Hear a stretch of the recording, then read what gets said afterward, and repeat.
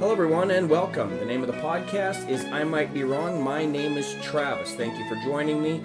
If you haven't done so already, take the time to leave a review, subscribe, do all of those things. Everything like that helps my podcast grow. Let's get started. I want to start today with a parable that I think most of us think that we understand. And it's one of the more famous parables that Jesus ever told. It's the parable of the talents. But I want to start by just making a statement right from the very beginning, because, I said that, I think a lot of us think that we understand that, but the truth of the matter is, at the same time, I think that we've misunderstood this parable for a very, very long time. So before I go any farther, I should say, I'm just going to just review this parable. It happens in the 25th chapter of Matthew, and it goes with this idea that there is a man who is going on a journey. Jesus is telling the parable to his disciples, and he says to them that there's a man who's going on a journey, and he calls his servants to him, and he entrusts every one of them with his property. To one of the servants, he gives 5 talents. To another, he gives 2 talents. To another one, he gives 1 talent. And it goes on to say, each one according to their ability. And then he went away. It goes on to then say that he who had received 5 talents went out at once, and he traded with them, and he made 5 more talents. And so this person who received 2 talents, he did the exact same thing. He took the 2 talents, he goes out, he trades with them, and he gets 2 more. But the one who had received 1 talent hid his master's money. He went and he dug a hole in the ground, and he hides this talent. And after a long time, the master is gone, and he comes back into the area, and it's time to settle accounts with his servants. And so they come to him to settle accounts, and he goes to the first person who had 5 talents, and he says, "Master, you gave me 5 talents. Here, I've made you 5 talents more." And the master says to him, "Well done, good and faithful servant." This repeats all over again, because the person, actually what he goes on to say is, he says, "You have been faithful over a little. I'm going to set you over much. Enter into the joy of your master." And then he goes on to the second person, and the second servant comes up to him and says the same thing. "You gave me 2 talents. I come back to you with 2 talents more. So you left me with 2, and now here's 4. And the master says the exact same thing. "Well done, good and faithful servant. You have been faithful over a little. I will set you over much. Enter into the joy of your master." And so then he comes to the very last one, and the one who had received 1 talent comes to him and he says, "Master, I know that you are a hard man. And I knew that this is who you were. This is who you are. And you're the type of person who reaped where you didn't sow, gathering where you have not scattered seed. And so I was afraid. And so when you gave me this, I went and I hid your talent in the ground. And now after all of this time, you've returned. And I just want you to know, here, this is the talent you've given me." And the master, Jesus in the story says, his master says to him, "You wicked and slothful servant. You knew that I reap where I did not sow, and gathered where I have scattered no seed. Then you ought to have at least invested my money with the bankers, and at my coming I would have received what was my own with some interest. So take the talent from him," he says, "and give it to the one who has 10 talents, this person who's increased in this way. For to everyone who has will be given more, but to the one who does not have anything, this is going to, even what they have is going to be taken away." And this person, he says, he cast this worthless servant into the outer darkness, to a place where there is suffering. And there is a lot of misunderstanding that surrounds this parable. And I think that the misunderstanding honestly comes down to one single word, and that word is talent. Because when we hear that word today, we think about abilities. We think about gifts. We think about skills. We think about someone who is talented in music, or someone who is talented in leadership, or talented at teaching. And so we tend to hear this parable like this. God gives everyone different gifts, abilities, talents, and what he wants us to do more than anything else is he wants us to maximize our potential. So use your gifts. Be productive. Multiply your impact. And if we're honest, this parable honestly ends up sounding something like a motivational speech, where we're basically being encouraged to dig down inside of ourselves. We're told to be very faithful to our gifts, work hard, and be productive for God. Now, there's nothing wrong with working hard. There's nothing wrong with taking these, whatever gifts, talents, and abilities that we've been given and using them in a way that brings honor and glory to God. In fact, I honestly think that the only way you're going to find meaning and purpose in your life is if we actually stir up the gifts, talents, abilities inside of ourselves, and we find a way to live out our lives in a way that we're embracing these gifts, talents, and abilities on a regular basis. But it's important at the same time that that's not what the word talent that gets used here meant when Jesus told this story. And this is one of these cases where a word over time changes drastically. Talent in the ancient world, with this word that's being translated into talent in the English language, it's not meant to convey a gift, an ability, or anything like that. A talent is actually a measure of money. It was a weight. It was money, that's all it was. And it wasn't just a little bit of money. A talent was an enormous amount of wealth. Most people would have never even dreamed of the idea that they would have ever actually got their hands on a talent. Some historians estimate that a talent would be anywhere from 20 years' wages all the way up to 30 or 40 years' wages for the common laborer of the day.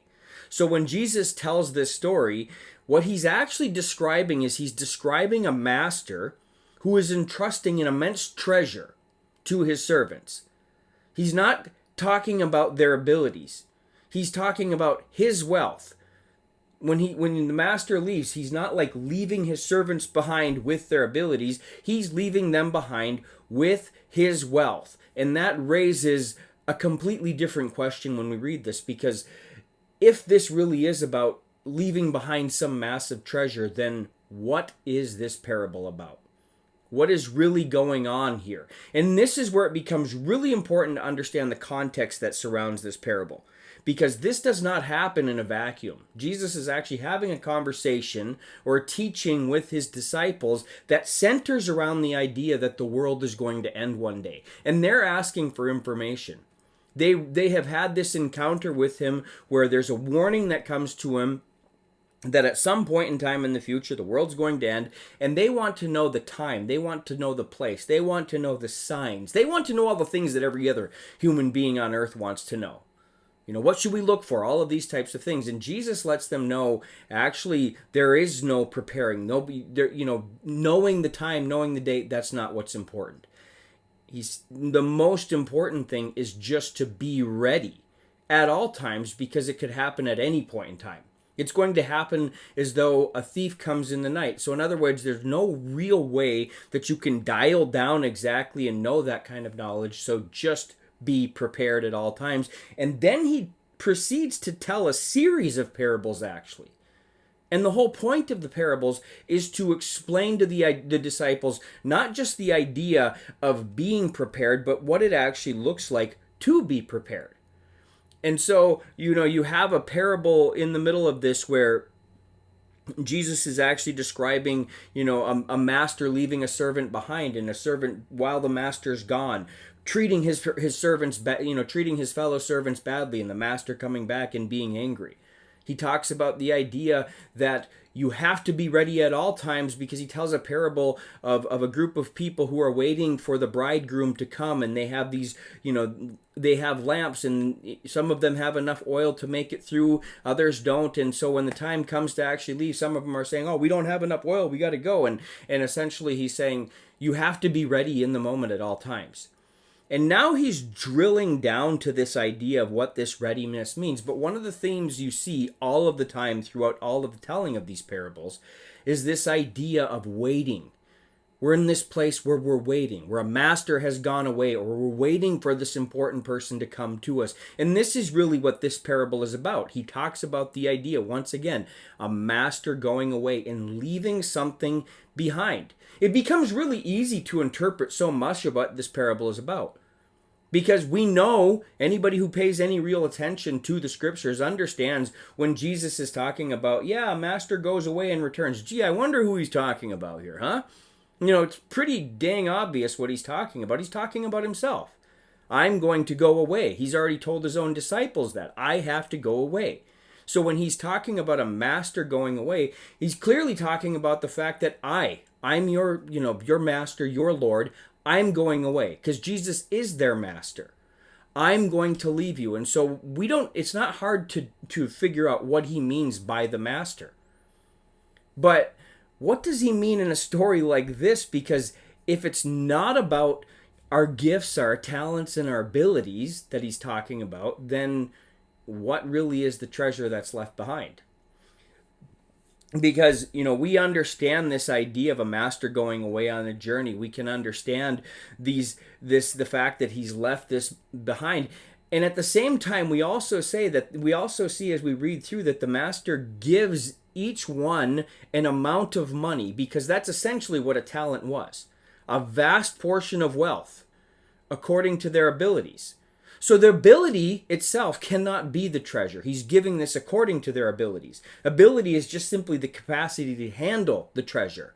So when we read this parable, we're not supposed to look at it like, well, Jesus wants me to use my gifts, talents, and abilities in this sort of a way. No. And there really is, that's a subtle, but it's a very important difference, because it lets us know that the treasure has to be something else. And so what is it? Some people say it represents resources. Other people say that it represents opportunities. But I think Jesus is pointing to something much bigger, because he's talking about a ridiculous amount of value. He's talking about something that, to the people who would have heard this at this point in time, equates to, millions and millions and millions of dollars in today's money. He's talking about something that has immense value. And so to simply say, yeah, it's about opportunity, no, he's talking about a vast treasure, and he's leaving behind, and when he goes, he's going to leave them with something that is extremely valuable, quite possibly more valuable than anything else that they'll ever encounter in their life. What could that possibly be? Now, I might be wrong, but I think it's the kingdom itself. I think it's the inheritance that God gives us. It's the gospel. It's the fact that we are heirs and co-heirs with Jesus Christ. That we hold the very kingdom of God in our hands because of the identity that he's given to us. And participation is what God is doing in the world. Because throughout the Gospels, Jesus constantly talks about the kingdom as something that is extremely valuable. It's something that's worth having. It's something that's so valuable that everything else becomes secondary to it. So imagine this parable then through that lens. The master entrusts his servants with the wealth of his kingdom, and then he leaves behind. Which, if you think about it, this sounds exactly like the story of Jesus. Jesus inaugurates the kingdom. He entrusts the message to his followers, and then he ascends, leaving the church with something of incredible value, like we said before. Not so that we'll protect it, so that we can guard it, but so that rather we will take what we've been given and we will engage with it. The first two servants do something extremely interesting. They immediately go and they trade what they were given. And the word used here implies activity. It's commerce. It means risk. It means movement. They don't take what they've been given and hide it. They don't try to preserve it. They don't do any of those things. Instead, what they do is they invest it. They trade with it. They put it into the world where something could easily happen to it. And that's what's important, because trading always involves risk. You could lose all of your money if you trade. You could fail. You could make a bad investment. So what these servants is doing isn't necessarily safe. They're not doing the safest possible thing that you can think of. What's interesting, though, is it is considered faithful. When the master returns to them, he says something extremely remarkable to them. He says, "Well done, good and faithful servant." So it's not the safest thing that they're doing, but it is the faithful thing that they're doing. And this is something that's so easy to miss when we read the parables. We have a tendency to read them trying to identify who we are in the parable. And so often Jesus is not trying to communicate that when he tells these parables. The vast majority of the time, I would actually argue, this is not what Jesus is trying to communicate to us. Because you and I, we understand ourselves pretty easily. We might try to hide from it and we might try to guard against it, but we know who we are. The thing that we struggle with, the thing that we need stories to kind of communicate with us to, is understanding who God is. And that's really what this parable becomes. Because in order for the master to return and say to them, good and faithful servant, it means this is exactly what he wanted them to do. It doesn't necessarily mean that they wanted to do it themselves. It doesn't mean that it was, a guarantee.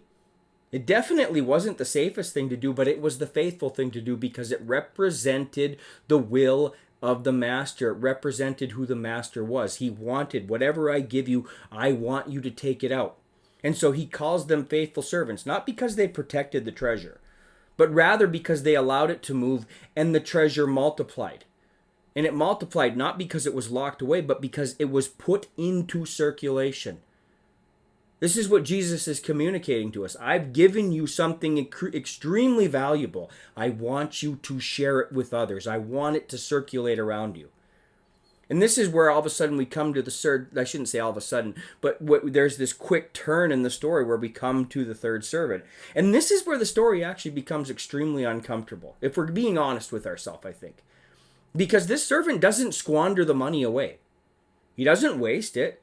He doesn't reject his master. In fact, in a very strange way, he actually, and not even in a strange way, in a way that actually makes sense in many ways, he tries to protect the investment. He buries it. And in the ancient world, burying money was actually a really common way to keep it safe.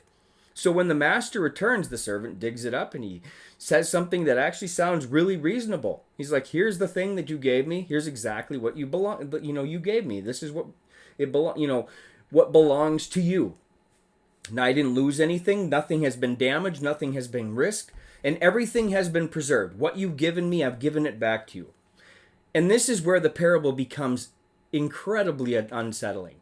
Because what this servant does, if we think about it in terms of the kingdom and the gift of God, what this servant does looks a lot like what religion often does. We preserve things. We guard things.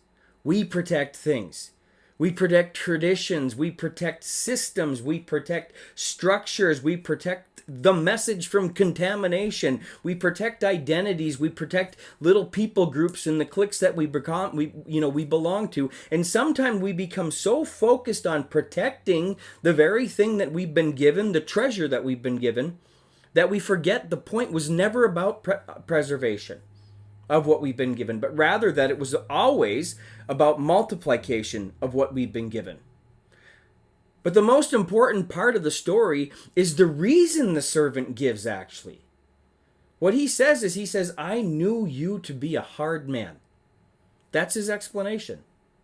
Ultimately, he was afraid. He was afraid because I didn't want to deal with the possibility of losing it because I knew you to be a hard man. His perception of his master shapes his behavior. And if, he believes the master is harsh, if the master is demanding, if the master is impossible to satisfy, then the safest thing you can possibly do is avoid risk. Don't lose the money. Don't fail. Don't make a mistake. Just protect it and return it safely. Now, here's the tragedy of the story. The only servant who buried the treasure was the one who misunderstood the master. His fear led him into interaction, and his inaction led him to bury the gift with that he was entrusted with. And we do this all of the time as human beings because we see God as somebody who's hard, and we should be scared of him. And so, this is what we've been given. So what should we do with it? We need to protect it at all times. And I can't help but wonder if sometimes similar things happen all the time in religious systems. We treat the gospel like it's something fragile, whether we admit it or not. We treat it like it's something that needs to be protected from the world, to be protected from sinners, protected from questions, protected from doubt, protected from any risk. And so we build walls to keep people in and to keep people out. We build institutions. We build systems designed to preserve purity. And again, preservation is not necessarily a bad thing. But the gospel was never meant to sit inside of some sort of a vault. It was meant to move. It was meant to be shared, to be embodied, to be traded in the world, because the kingdom multiplies through generosity, through grace, through mercy, through participation in the life of God. And sometimes the most dangerous thing we can do is make the gospel safe. Now, something fascinating happens right after this parable, as far as I'm concerned, because Jesus tells another story in which there's a group of people who are divided like sheep and goats are divided by a herdsman. And in that story, the dividing line isn't doctrine, it's love. It's mercy. It's feeding the hungry. It's welcoming the stranger. It's clothing the naked. It's visiting the prisoner. Because he says every time you do one of these things, or you don't do one of these things to the least of people, you do them to me. This is what the master is saying. And I think that the connection matters. Because if the talent represents the kingdom, then the evidence that it's multiplying in our life is mercy. When the gospel is buried and we try to do nothing more than preserve it, it becomes abstract. It becomes nothing more than ideas, systems, arguments. But when it's traded in the world, it becomes embodied. It becomes compassion. It becomes hospitality. It becomes love. Jesus uses strong language in this parable when he talks to the third servant. He calls him wicked. He calls him slothful or lazy. That's intense. But notice something important. The servant isn't condemned for losing the money. That's not why he's being called wicked. He's condemned because he misrepresents his master. He said his master was harsh. He said his master was demanding. He said his master was unfair. And he acted according to that belief. But the master's generosity in the story actually says the exact opposite. Who gives servants enormous treasure and trusts them like that? And trusts them with it? Who would honestly do something like that? A generous master. It's a master who shares wealth, a master who invites participation in the kingdom. That servant never understood this. And that's what's so important, I think. I think the question this parable asks isn't simply, are you using your gifts? I think the deeper question that's being put to us by this parable is, what are we doing with the kingdom that we've been given? And what is our perception of God? And what are we how are we treating this treasure? Are we treating it like it's something that we're always in danger of losing every moment of our life? Do we treat it like it's something fragile? Like if we let it out into the open, we might lose every dime of it because we have a harsh master? Are we always just waiting to be punished by God? Or are we trading on it? Understanding that that's what he wants us to do with it. Understanding that there is nothing but mercy and grace that flows from the master. Are we trading it? Are we letting it move through our lives and into the world? Or are we burying it? Are we doing nothing more than preserving it, protecting it, guarding it from risk, guarding it from people, when it's people that it was left to us for? Guarding it from the messiness of life? Because the kingdom of God was never meant to be locked away. It was meant to multiply.